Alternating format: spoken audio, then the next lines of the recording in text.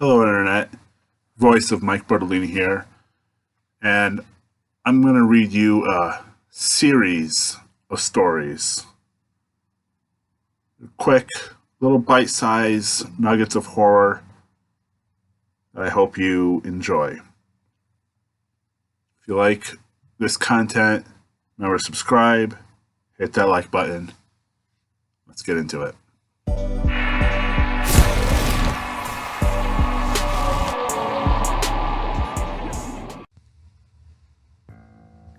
I was inspired by the phrase, "We're all cut from the same cloth," the man said as he unveiled his newest art piece. The critics applauded and congratulated him, oblivious to the fact they were looking at the remains of the last 13 missing people from the state. I had a cat for 5 years, and he was never really cuddly, until tonight, when he jumped up on my lap on his own for the first time ever and fell asleep. It was a lovely moment until his belly bursted open and hundreds of worms poured onto my legs, trying to get under my skin.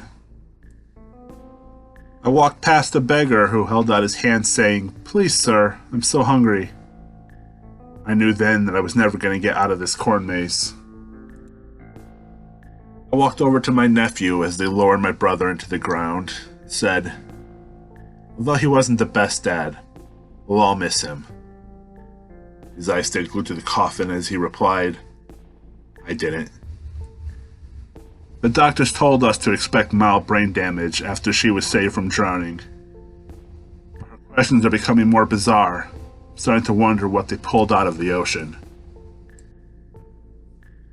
His psychic power of seeing the last thing a person ate had always been pretty boring.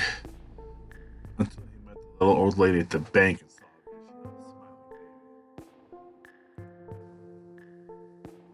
As I came back home, I saw a figure in the corner of my eye. Turning the light on, I sighed in relief when I saw it was just a coat. Then it struck me that it was not my coat. It is a tradition in our family that we only begin putting out Christmas decoration when the first snow starts falling. As the years passed by and our tradition got delayed further every winter, I'm afraid that we won't celebrate Christmas this year at all.